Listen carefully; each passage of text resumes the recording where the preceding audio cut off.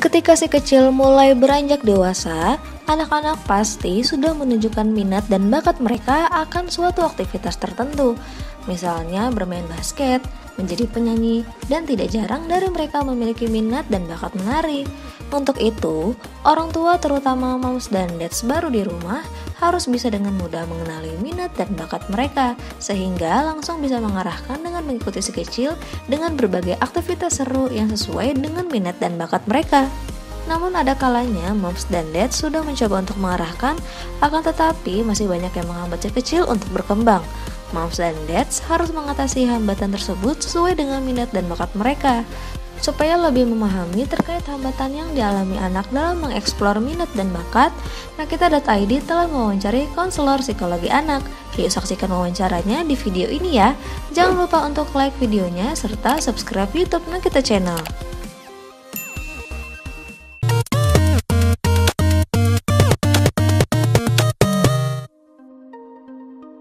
Halo semuanya, perkenalkan nama saya Yuan Yovita Setiawan, Sarjana Psikologi, biasa dipanggil Yuan, dan saya sekarang bekerja sebagai konselor di awalmula.sub.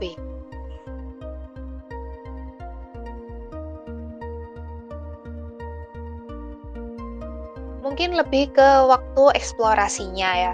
Jadi ketika dia masih kecil, dari yang saya tadi katakan ketika TK sampai dengan usia SD, orang tua kan perlu memberikan banyak stimulasi. Nah, ketika memberikan banyak stimulasi, tentunya orang tua jangan lepas tangan. Maksudnya begini, ketika orang tua itu sudah memberikan banyak mainan, ya sudahlah, main aja semuanya ini. Pokoknya mama dan papa sudah sediakan. Silakan kamu eksplor minatmu dan bakatmu sendiri. Jangan sampai seperti itu. Jadi tetap kita sebagai orang tua itu menyediakan, memang perlu menyediakan berbagai mainan supaya anak itu bisa mengeksplorasi minat dan bakatnya. Tetapi kita juga harus mengobservasi juga. Jadi ketika dia bermain, kita harus mengobservasi anak ini bermainnya secara fungsional atau tidak, sesuai tidak dengan konteks permainannya, begitu. Sehingga ketika anak mulai bermain asal, mungkin orang tua bisa mengarahkan, loh mainannya tidak seperti itu, harusnya seperti ini. Mungkin dari situlah, dari pengarahan itu yang tidak memaksa tentunya, itu bisa membantu anak untuk menemukan bakat dan minatnya.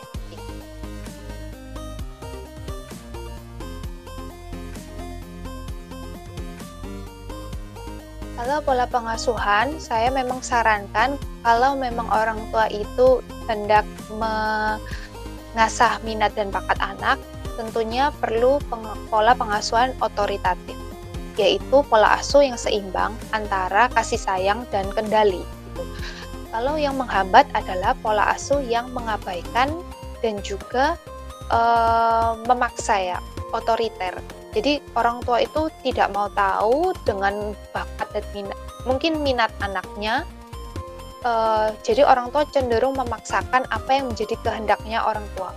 Pokoknya kamu harus bisa main piano, pokoknya kamu harus bisa main sepak bola, dan lain sebagainya. Dan itu kan jadinya membunuh potensi anak sebenarnya.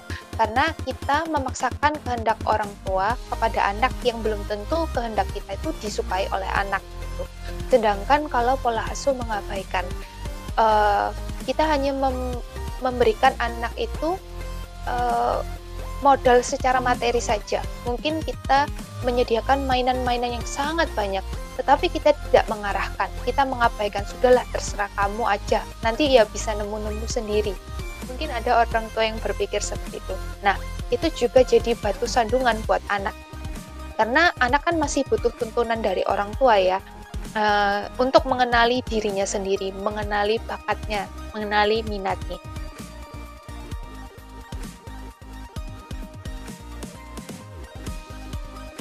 Kalau untuk dampak yang sampai mengganggu dengan tumbuh kembangnya, saya rasa tidak ada ya.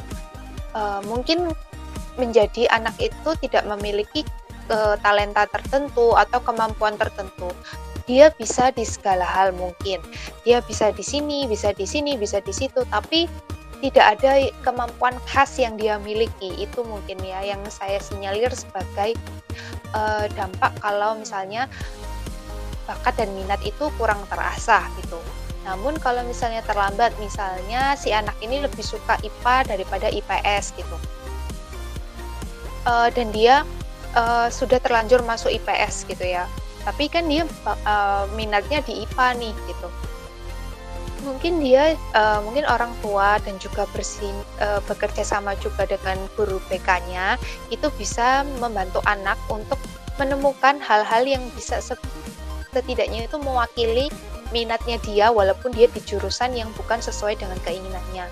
Misalnya kalau dia memang suka penelitian, kemudian riset dan matematika, maka di penjurusan IPS-nya mungkin dia bisa lebih menekuni di bidang matematikanya gitu, dan juga mungkin untuk geografinya gitu kan, saintis seperti itu.